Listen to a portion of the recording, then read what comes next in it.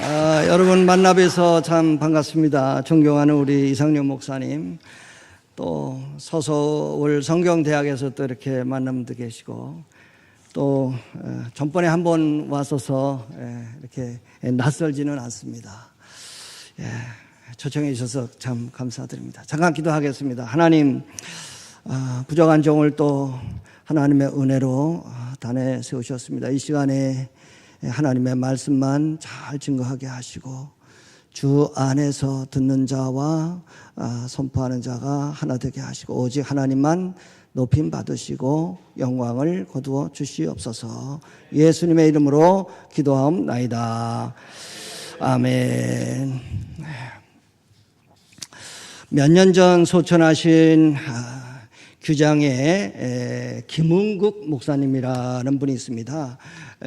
그분이 쓰신 십자가라고 하는 책에 보면 2007년도에 개봉된 영화 밀양 이야기가 나옵니다. 배우 전도연 씨가 이제 신혜라고 하는 역으로 나오는데, 주인공 이 신혜는 남편을 잃고 남편의 고향인 밀양으로 내려가서 하나밖에 없는 아들을 데리고 어렵게 살아갑니다. 그런데 불행하게도 그 아들마저 유괴를 당해서 죽게 되는 끔찍한 일을 당하게 되는데요. 이로 인해서 슬픔과 번민에 휩싸인 이 신혜는 도무지 마음을 잡지 못하다가 우연히 인근 교회에서 열리는 부흥회에 참석해서 아주 은혜를 받습니다. 그래서 기독교인이 되는데요. 그녀는 이제 신앙이 좀 이렇게 성장해서 목사님이 가르치시는 원수도 사랑하고 용서하라고 하는 이 말씀에 감동을 받고, 자기 아들을 죽인 유괴범을 용서하려고 교도소에 찾아갑니다. 그리고 그를 만나서 내가 하나님의 사랑으로 당신을 용서하러 왔습니다, 이렇게 말을 건네는데, 이때 유괴범이 대답하기를 아주 편안한 얼굴로 나는 이미 하나님 만났고 하나님께 직접 모든 죄를 고백하고 용서를 받았습니다, 이렇게 얘기를 하는 거예요. 그 말을 들은 이 신혜는 너무 큰 충격을 받고 바로 교도소를 뛰쳐나와서 그냥 땅바닥에 뒹굽니다. 이 내용을 쓴 이 저자는 만약 당신이 주인공 신혜라면 이러한 상황에서 어떻게 했을 것 같습니까? 이렇게 반문합니다. 여러분 같으면 어떻게 하겠습니까? 그러면서 자기는 이때 자기가 신혜라면 이 나쁜 놈의 새끼야 하면서 자기가 신고 있던 그냥 신발을 벗어가지고 상대의 그냥 낯짝을 후려 갈겼을 것이라고 이야기하고 있습니다. 왜 그럴까요? 그 범인의 태도가 너무나 가증스럽다는 것이죠. 야, 하나님은 용서했는지 모르지만 나는 못했어. 용서하러 갔다가 오히려 그 상대의 얘기를 듣고 화가 치밀어가지고 도무지 견딜 수가 없는 거죠. 왜 이런 현상이 나타날까요? 머리로만 예수를 믿었기 때문에 그렇습니다. 이 믿음이 가슴으로 가고 손과 발로 전이 되어서 온전한 인격으로 변하지 않았기 때문에 그러한 현상이 나타난 것 아니겠습니까? 제가 목회를 하면서 요즘에 아주 그쪽으로 바짝 신경 쓰고 있어요. 내가 속는 것 같다고 말해요. 진짜 예수를 믿고 직분을 받은 그런 분들인데 옛사람과 새사람의 경계가 없어요. 여러분은 옛사람과 새사람의 그 중간의 강을 넘으셨습니까? 성경은 계속해서 당신은 거듭나야 됩니다. 새로운 피조물이 되어야 합니다. 새 생명 가운데 살아야 합니다. 새 포도주는 새 부도에 넣어야 됩니다. 수도 없는 것에서 옛사람과 새사람을 이야기하고 있습니다. 여러분은 개인적으로 예수를 믿기 전인 이 B씨와 예수를 믿은 후에 이 AD가 분명합니까? 특별히 재직들은 갈라디아서 2장 20절의 말씀대로 내가 그리스도와 함께 십자가에 못 박혔나니 그런즉 이제는 내가 사는 것이 아니요 오직 내 안에 그리스도께서 사시는 것이라. 이제 내가 육체 가운데 사는 것은 나를 사랑하사 나를 위하여 자기 자신을 버리신 하나님의 아들을 믿는 믿음 안에서 사는 것이라. 이 고백을 나의 왕 되신 주님 앞에 정중하고 엄숙하게 고백할 수 있으십니까? 오늘 말씀을 통해서 저와 여러분이 이러한 강을 완전히 넘을 수 있기를 주님의 이름으로 축복합니다. 사람 수에 많은 것에 관계없이 하나님은 오늘도 그 한 사람을 찾는 줄 믿습니다.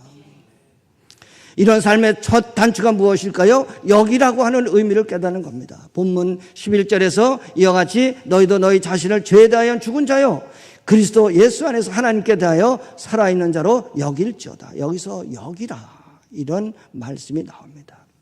성경에는 이 여긴다는 말씀이 여러 번 나오는데 창세기 15장 6절에는 아브라함이 여호와를 믿으니 여호와께서 이를 그의 의로 여기셨다는 말씀이 있습니다.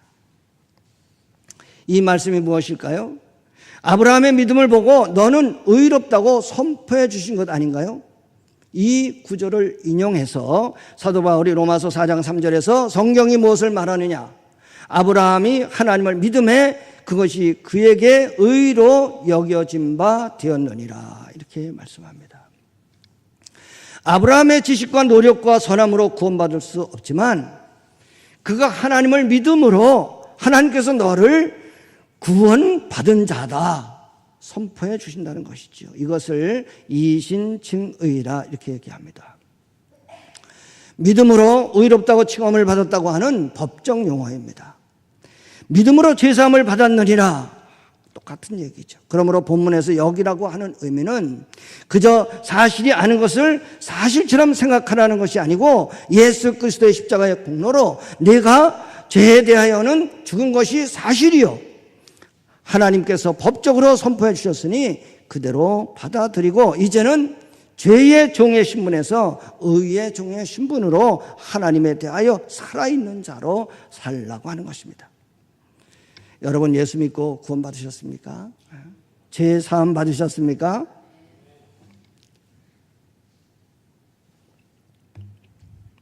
저는 얼마 전에 TV를 보다가 어느 불교 사찰에서 동짓날 신도들이 일찍 일어나서 팥죽을 정성들에 쑤어서 다른 사람들 먹기도 전에 대웅전 부처님께 아주 이렇게 먼저 올리는 것을 방송을 통해서 보았습니다. 거기까지는 그들이 믿는 불교 신앙에 조금도 이의가 없었습니다. 그런데 조금 있으니까 팥죽을 들고 사찰 모퉁이마다 갖다 놓고 심지어 화장실에까지 갖다 놓는 것을 보고 그래도 고등 종교가 저건 아니지 하는 그런 생각이 들었습니다. 아예 그분들이 악기를 쫓는다, 악기를 쫓아야 된다 이러면서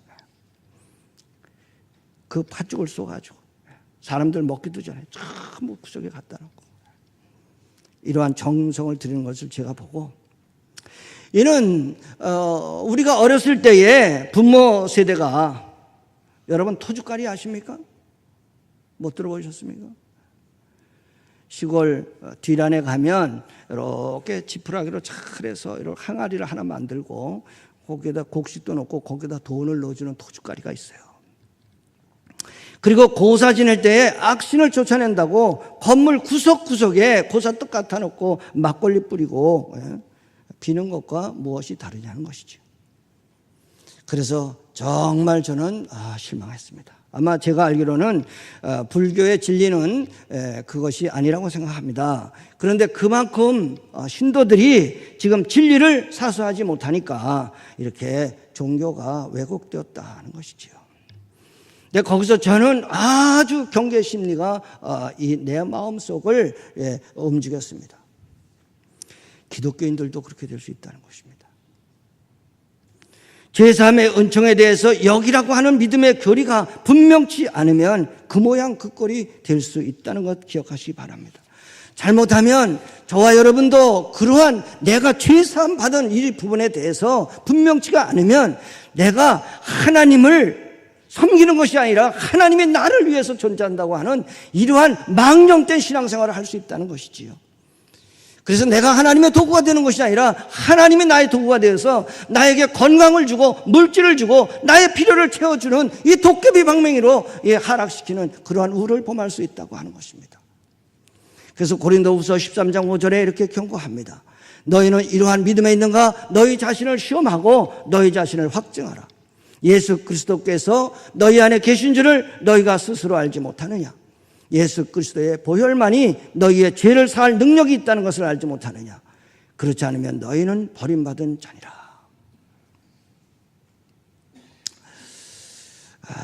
이 여기라고 하는 이 십자가 교리는 간단합니다. 물론 우리 이 목사님이 잘 이렇게 가르쳐 주셔서 저는 뭐 여러분의 사정을 잘 모르니까요.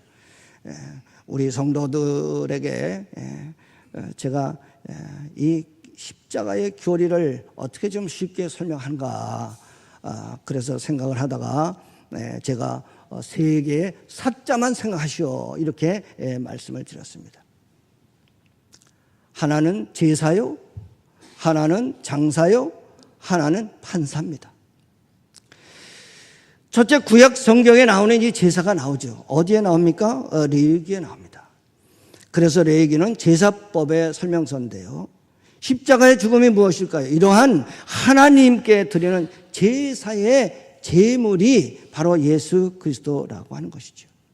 그래서 로마서 3장 25절에 이 예수를 하나님이 그의 피로써 믿음으로 말미암는 화목 제물로 세우셨다고 말씀하고 요한일서 2장 2절에서는 그는 우리 죄를 위한 화목 제물이니 우리만 위할 뿐 아니라 온 세상의 죄를 위함이라 말씀하고 있습니다.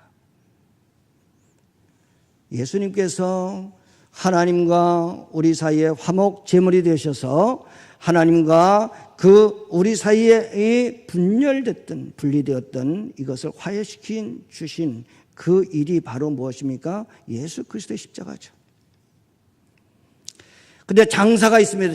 장사는 무엇입니까? 시장에서 물건을 사면 그것이 내 것이 되는 것이 장사입니다.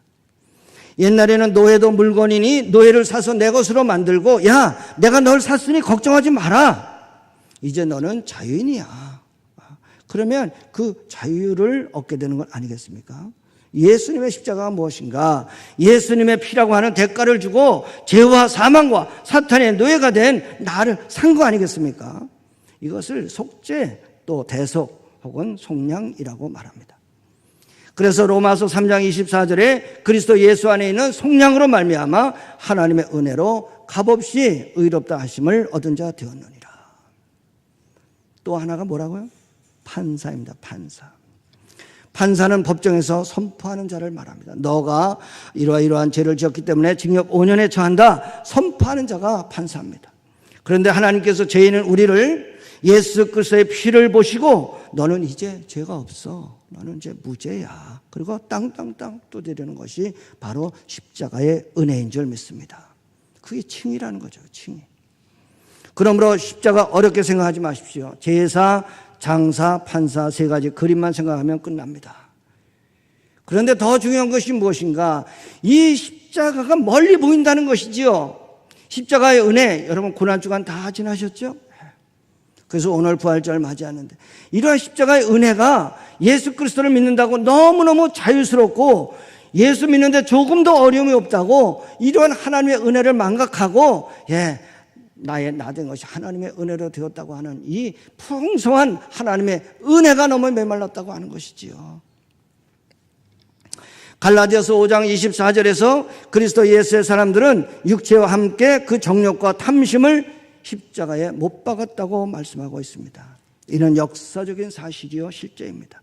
그것을 확실하게 믿고 선포하는 것이 바로 여기라는 것이죠. 그러면 둘째로 드리라는 것이 무엇일까요?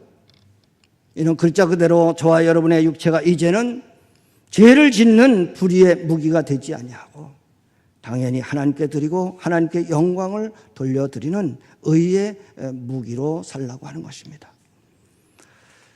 제3의 은혜, 이 여기라고 하는 이러한 부분을 잘 통과하면 이건 너무너무 당연한 거 아니겠습니까? 12절에서 13절에 그러므로 너희는 죄가 너희 몸을 너희 죽을 몸을 지배하지 못하게 하여 몸의 사욕에 순종하지 말고, 또한 너희 지체를 불의의 무기로 죄에게 내주지 말고 오직 너희 자신을 죽은 자 가운데서 다시 살아난 자 같이 하나님께 드리며 너희 지체를 의의 무기로 하나님께 드리라. 오늘 여전도의 회원들뿐만 아니라 우리 사랑이 머무는 교회에서 이러한 이제는 드리는 헌신의 운동이 불릴듯 일어나기를 주님의 이름으로 축복합니다. 예, 너무나 당연한 겁니다. 생각을 해보십시오. 예수님의 십자가의 공로로 그동안 사탄의 통치 아래서 내가 죄의 종으로 살다가 이제는 예수 그리스도 안에서 하나님의 자녀로 의의 종으로 살게 되었다면 당연히 삶의 방식이 달라져야 되겠죠. 무엇이 달라져야 될까요? 이제는 당연히 자유자로 살아야 되고 해방자로 살아야 할 것입니다. 당연히 사탄의 통치에서 벗어나서 성령 하나님의 통치 속에서 살아야 될 줄 믿습니다. 오늘이 부활절인데요. 예수님의 부활을 목격한 막달라 마리아와 여인이 제일 먼저 무엇을 했습니까? 너무너무 감격스러우니까 뛰어갔죠. 뛰어가서 사도들에게 예수께서 부활하셨다는 것을 알렸다고 말해요. 요한복음 4장에 나오는 사마리아 수가성 여인이 예수 그리스도를 만나고 예수님이 메시아 그리스도라고 하는 것을 알았을 때 무엇을 했습니까? 가지고 온 물동이를 팽개쳐버리고 동네로 뛰어가서 와서 보라, 내가 예수 그리스도를 만났다고 외쳤습니다. 오늘 헌신하는 여전도의 회원들을 비롯한 모든 성도들이 이제는 이러한 신앙의 본질을 회복할 수 있기를 바랍니다. 제가 목회를 하면서 내 마음속에 계속해서 이러한 도전이 일어나는 것이 그러한 부분이에요. 그전처럼 헌신 안 해요. 제가 원당교회에 있었는데요. 그때 원당교회 질 때 그것도 장로들이 아니고 안수 집사 중에 한 사람이 무엇이라고 얘기하냐면 목사님은 산에 올라가서 기도만 하고 내려오세요. 그렇게 부탁을 하고 그 안수 집사가 도전한 것이 뭐냐? 우리 모든 성도들이 제산에 11조를 합시다 이렇게 했습니다. 여러분 요즘 같아서 제산에 11조 하면 여러분 동의하시겠습니까?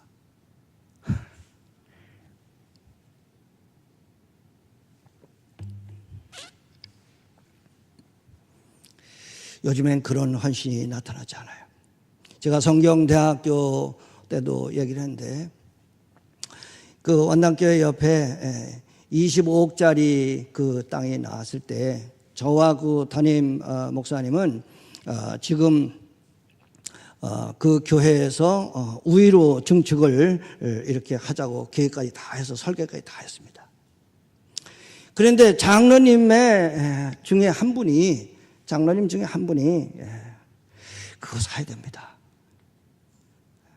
그게 500평이었는데요. 그래서 500만 원씩 25억이었는데요. 그래서 말로만 하면 누가 그것을 동의하겠습니까? 내가 그때 선임 장로였습니다. 그래서 우리 다 이렇게 목사님하고 설계하고 이렇게 해서 다 계획을 해놨다. 그랬더니 그 장로님이 2억 5천을 헌금했습니다. 거기에 10분의 1을 내가 헌금하겠다. 그러니까 자기가 생각할 때는 이것을 꼭 있어야 된다. 그래서 내가 두 손 들었어요. 장로님이 그렇게 헌신한다면 우리가 바꿔야죠. 그거는 성령님의 음성입니다. 그래서 그 500평 땅을 확보하고 지금은 아마 그 땅이 배가 올랐을 것입니다. 요한복음 8장 32절에서 진리를 할지니 진리가 너희를 자유롭게 하리라. 로마서 8장 1절에서 2절에 그러므로 이제 그리스도 예수 안에 있는 자에게는 결코 정죄함이 없나니 이는 그리스도 예수 안에 있는 생명의 성령의 법이 죄와 사망의 법에서 너를 해방하였습니다. 여러분 그리스도 안에서 제사함 받고 자유함 누리고 해방을 누리십니까? 그 증거가 무엇입니까? 하나님의 은혜와 사랑을 깨달았다고 하면서 하나님께 감사치도 아니하고 하나님을 영화롭게도 하지 아니하고 그저 세상살이가 힘드니 많은 성도들이 목사님 아주 요새 너무너무 잠을 못 자요. 불면증에 걸려서 스트레스를 많이 받아요. 온통 세상의 염려와 근심, 걱정으로 둘러싸여 있고 무슨 병에 걸렸으니 기도해 달라고 그러고 제가 우리 교회에서는 차마 그러지 못하고 여기에서 제가 얘기합니다. 이제는 짜증이 나요.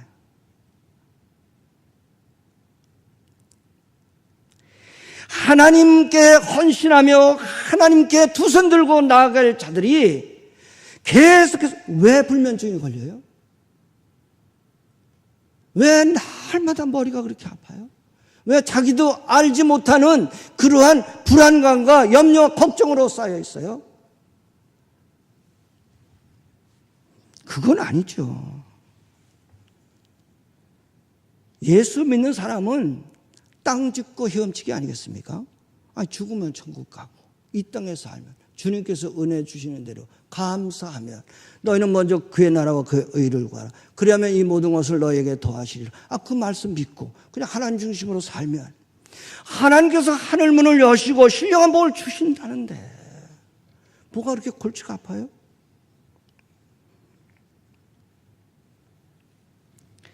오히려 이러한 현상은 오늘 여러분에게 도전을 드립니다. 이것은 오히려 적극적으로 공격적으로 서로 여러 가지로 나의 생각 때문에 하나님께 헌신하지 않아서 그렇습니다.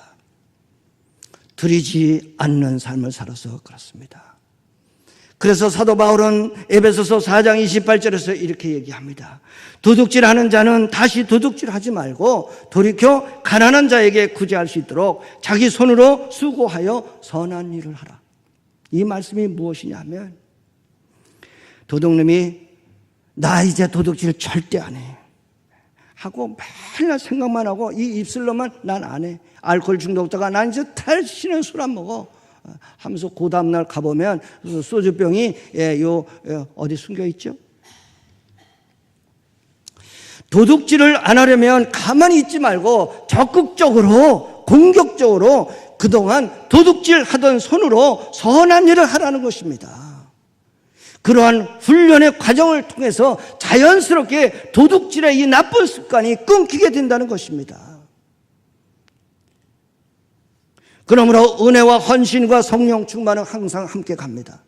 하나님의 은혜에 감사해서 하나님께 적극적으로 헌신의 삶을 살 때 우리는 성령 충만을 받을 수 있고 성령 충만을 받으면 다시 하나님의 은혜에 감사할 수 있고 하나님의 은혜에 감사하면 다시 하나님께 헌신할 수 있고 다시 하나님께 헌신하면 하나님께서 다시 성령 충만을 허락하여 주실 줄 믿습니다.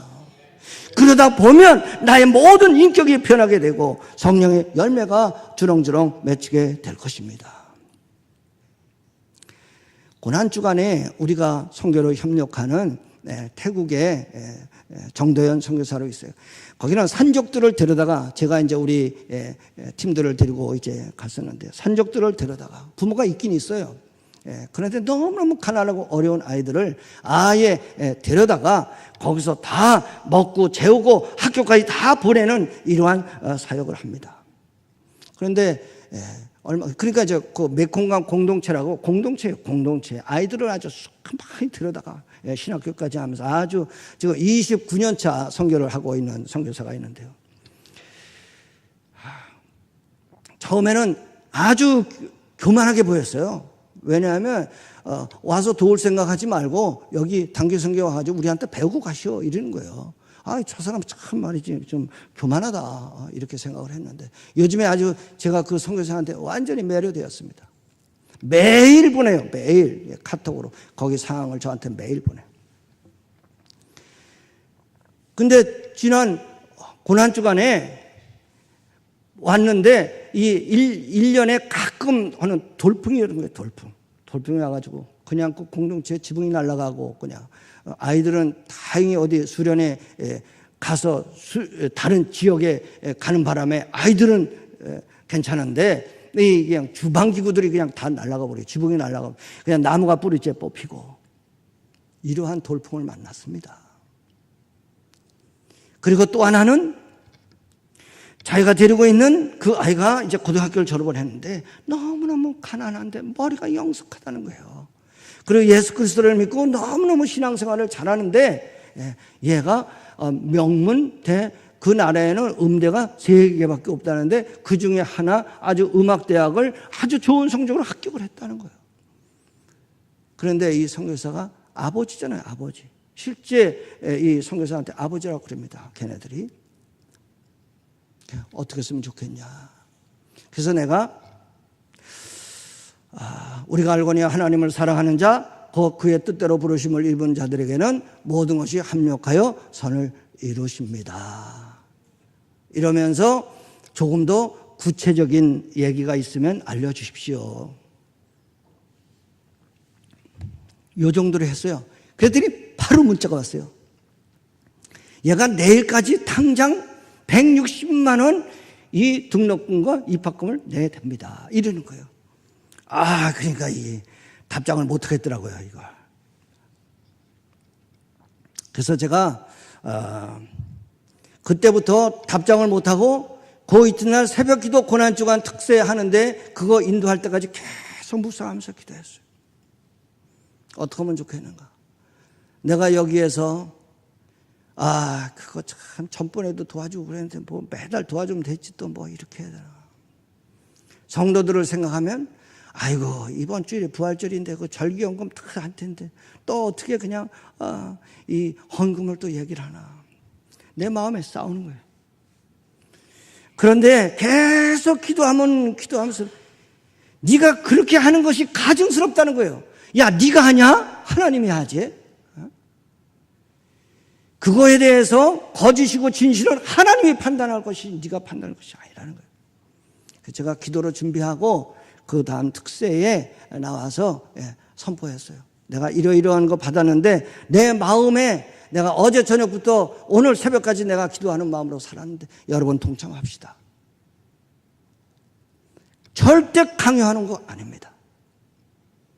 그러니 여기에서 할 사람은 저도 개인적으로 내가 제일 먼저 20만 원을 그냥 하겠습니다. 그런데 나는 20만 원 할 테니 여러분들은 10만 원 이하만 하시오.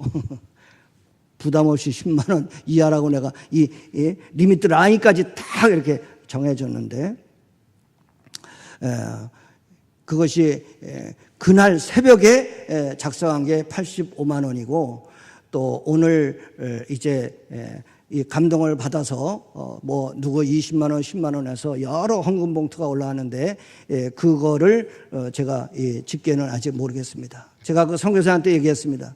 85만 원 그 새벽에 나온 거 내가 오늘 붙여줍니다. 내가 기도하고 준비해서 선포했는데 헌금 더 들어오면 제가 그거는 목적 헌금이니 다시 보내겠습니다. 이렇게 해서 그거 이제 정리되면 제가 보내줄 겁니다.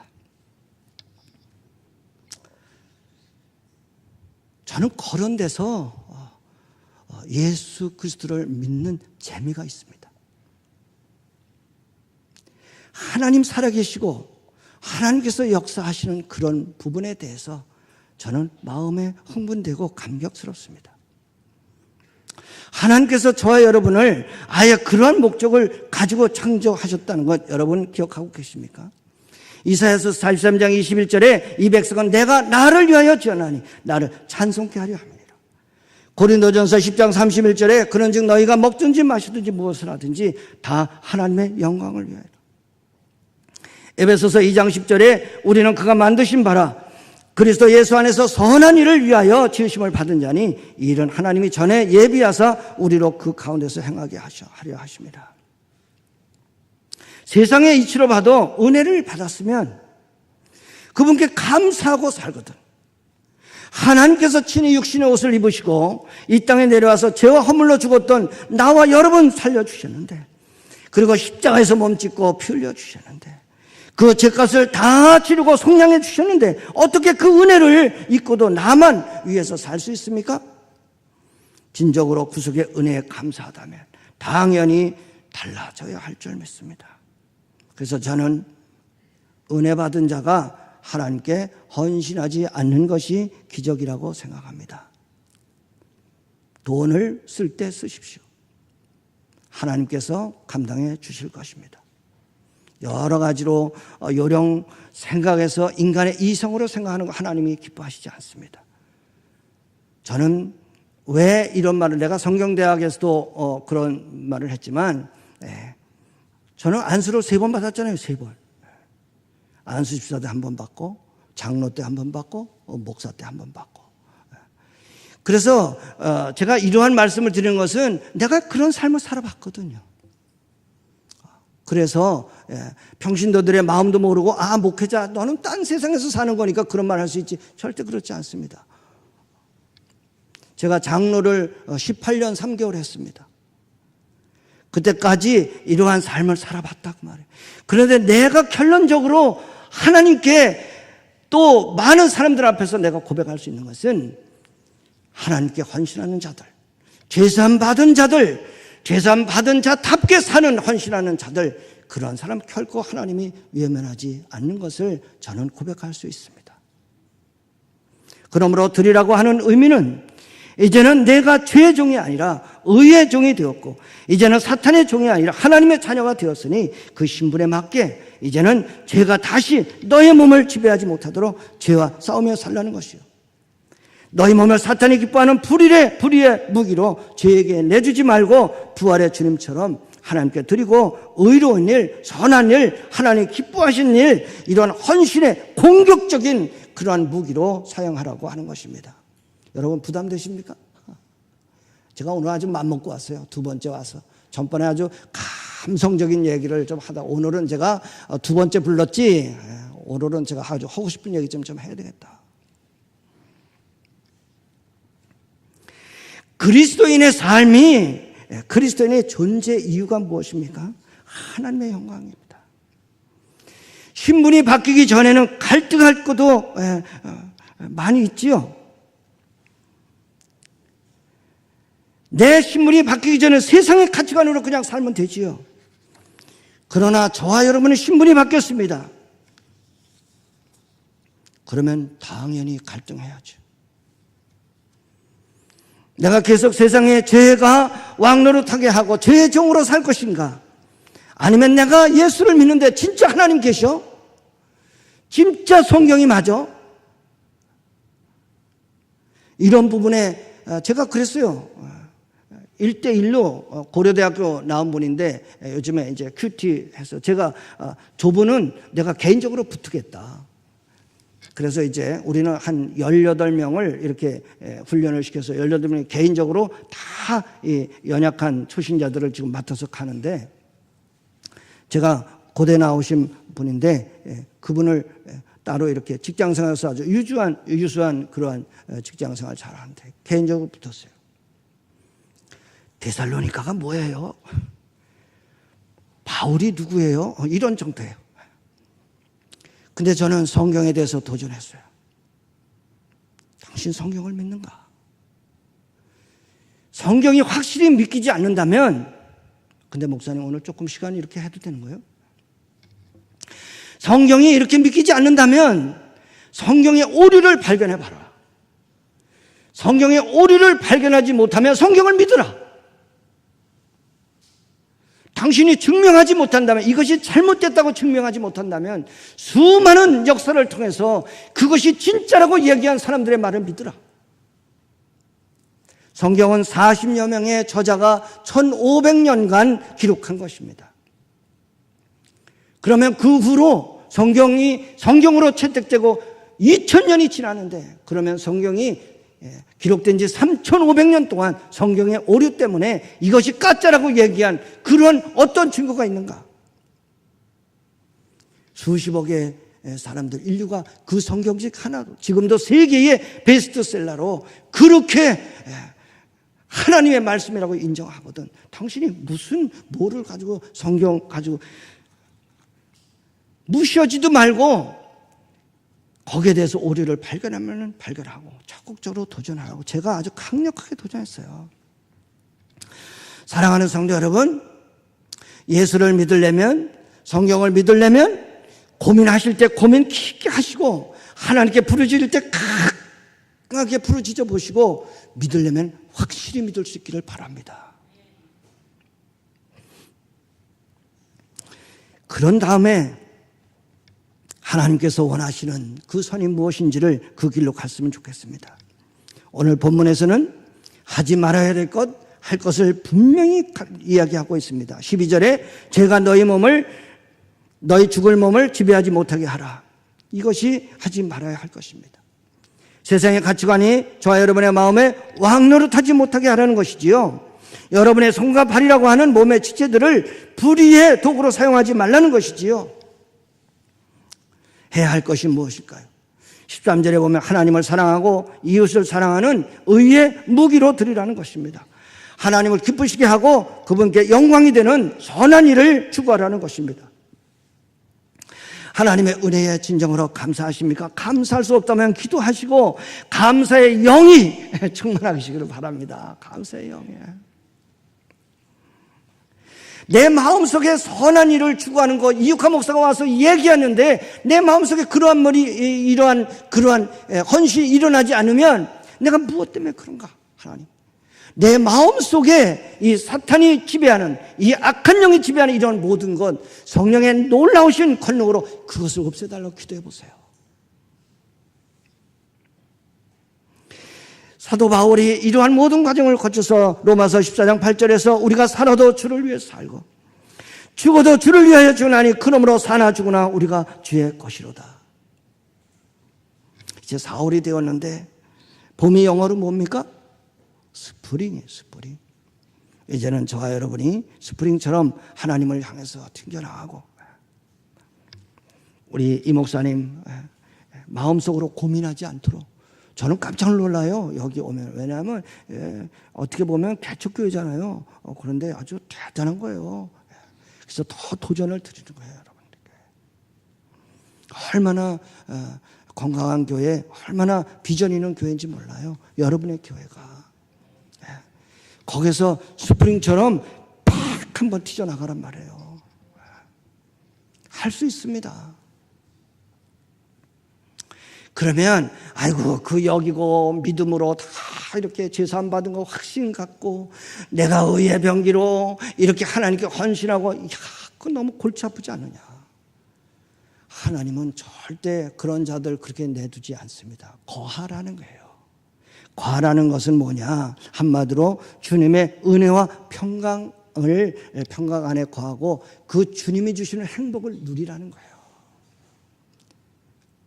성령 충만하지 않은 사람들은 헌신하라고 하면 스트레스부터 오지요. 골치가 아프지요. 그런데 진짜 하나님의 은혜에 감사하면서 하나님께 헌신하는 사람들은 남들이 알지 못하고 깨닫지 못하고, 그건 불신자들 얘기하는 게 아니에요. 같은 성도들 간에서도 그 은혜가 충만하고 헌신 앞장서서 하는 사람들, 세상적으로 아유 저 사람 저거 어떻게 저렇게 헌신할 수가 있어, 그런 사람들, 남들이 알지 못하는 행복을 누리는 거예요. 그것이 헌신자들의 특권인 줄 믿습니다. 그런 사람들이 장로가 되어야 되고, 그런 사람들이 권사가 되어야 되고, 그런 사람들이 안수집사가 되어서 이러한 주의 군사가 되어서 앞장서 가는 것이 교회예요. 교회가 다 앞장서서 다 헌신할 것 같았습니까? 그렇지 않습니다. 옥하는 목사님 그렇게 사랑의 교회 크게 그렇게 이루셔도 그분의 책을 읽으면 소위 가방 부대가 있어요. 그 목사님 가까이서 목사님 신방할 때 같이 쫓아다니고, 목사님 기도할 때 함께 기도하고, 목사님 울 때 같이 울던 그러한 이 특별한 그런 무리가 있었단 말이에요. 오늘 헌신하는 여러분이 그러한 무리 중에 한 사람이 될 수 있기를 바랍니다. 그러한 자는 오늘 성경에서 얘기하듯이 오히려 그러한 자에게 하나님께서 남들이 알지 못하는 14절에 말할 말씀이 무엇입니까? 죄가 너희를 주장하지 못하리니 이는 너희가 법 아래 있지 아니하고 은혜 아래에 있습니다. 그런 사람은 그렇게 헌신하면서도 날마다 입술로 고백하는 것이 하나님 감사합니다. 하나님 감사합니다. 그런데 그러한 사람들의 삶을 보세요. 그들의 자녀가 잘 됩니다. 무성한 가지로 하나님께서 푸른 초장과 실만한 물가로 인도하시는 거 다 경험하며 살아요. 놀랍습니다. 그러니까 하나님 믿죠. 그러니까 하나님께 헌신하는 거 아니겠어요? 여기서 얘기하는 율법이 무엇일까? 율법은 그리스도인의 삶은 이제 딱딱한 율법적인 삶에서 부드럽고 평화스러운 은혜의 평강의 삶으로 바뀐다는 거예요. 율법을 받은 산이 어디예요? 신의 산이죠. 신의 산 하면 뭐가 생각나요? 모세 십계명을 받을 때 생각나죠. 이때는 출애굽기 19장 16절에 보면 우레와 번개와 빽빽한 구름이 산 위에 있고 나팔 소리가 매우 크게 들려서 진중에 있는 모든 백성들이 떨었다 이렇게 말씀하고 있습니다. 그것이 율법의 산이에요. 그것이 정죄와 두려움과 공포의 산이에요. 그런데 은혜의 산이 어딜까요? 은혜의 산은 평화의 도시 예루살렘에 있는 산입니다. 그게 시온산이라고 그러는 거예요. 그러므로 신의 산이 옛 언약인 율법을 대표하는 산이었다면 예수 그리스도께서 우리를 인도하실 산은 새 언약의 은혜를 대표하는 시온산인 줄 믿습니다. 저와 여러분은 이제 옛날에 그런 율법의 여러 가지 예수를 믿으면서도 여러 가지 이 정죄하고 두려움에 떨고 예수 믿는 것이 힘들고 헌신하는 것이 힘들고 이러한 데서 이제는 은혜의 복음에 이 은혜 아래 거하는 시온산에 거하는 그 복을 누릴 수 있어야 됩니다. 우리가 구원을 받은 것은 율법으로서가 아니라 하나님의 은혜로 받았기 때문에 그렇습니다. 하나님의 은혜 가운데 거하는 자는 삶의 방식이 이렇게 다릅니다. 이제는 저와 여러분이 은혜의 자리에서 마음껏 평강을 누리시기를 축복합니다. 갈릴리 호수는 맨날 나누어주는 거예요. 맨날 나누어주는 거예요. 저는 그래서 별로 계산을 안 해요. 그냥 계속 그냥 하나님이 채워줄 줄 믿는다. 히브리서 4장 16절에 그러므로 우리는 긍휼하심을 받고 때를 따라 돕는 은혜를 얻기 위하여 은혜의 보좌 앞에 담대히 나아갈 것이니라. 은혜의 보좌 앞에 나가기만 하면 거기서 눈물뿌리 하나님께 기도하며 하나님과 나의 하트라인이 연결된 그러한 놀라운 신령한 은혜를 경험하기만 하면 세상 사람들이 알지 못하는 그러한 놀라운 은혜와 평강이 무엇인지를 경험하게 될 줄 믿습니다. 그런 사람들은 마음대로 헌신하는 거예요. 근데 헌신하는데 하나님께서 다 책임져 주셔요. 참 멍청하게 생각하죠. 멍청하게. 최근에 여러분 부산의 그 복음병원 최근이 아니라 최근에 이제 우리 교회에서 그 303 비전 성경 암송 학교를 하거든요. 우리 교회 규모가 아주 적은데 12주간 합니다. 12주간 하는데 그 등록금이 얼마냐? 1인당 26만 원이에요. 그런데 그 조그만 교회에서 31명이 등록했어요. 31명. 여기에 제가 존경하는 그 규장의 여운학 장로님이 오셔서 이제 이야기하시는 그 내용 중에 뭐가 있냐면 복음병원에 여러분 얘기 들어보셨습니까? 이 고인이 이미 되셨는데 장기려 박사라는 분이 있습니다. 우리나라 이 의료보험 제도를 거기서부터 만드는 거예요. 그분의 유명한 일화가 뭐냐면 환자가 와서 수술을 다 받았는데 돈이 없으니까 원장이 뒷문 열어주고 이리로 도망가라고 그러는 사람이에요. 그러니까 직원들이 아이고 제발 그런 거 하지 말라고. 그분이 그 주장하신 가치관이 무엇인지 아십니까? 주 안에서 바보되고 주 위에 손해보라는 것입니다. 그런데 이 부분에 대해서 주 안에서 내가 바보되고 그런데 너무너무 힘든 거예요. 그러니까 제가 존경하는 그 규장에 여러분 규장 아시죠? 조합선교 규장 거기에 지금 86세 되신 그 어른이 계신데 여운학 장로님이라고 그분이 그것을 어떻게 고쳤느냐 한번 따라서 해볼까요? 주 안에서 즐겨 바보되고 주 위에 기뻐 손해보라. 이 바보되고 손해보는 것을 즐겨 할 수 있어야 된다는 거예요. 즐겨 할 수 있어야 된다는 거죠. 다시 한번 따라서 해볼까요? 주 안에서 즐겨 바보되고 주위에 기뻐 손해보라.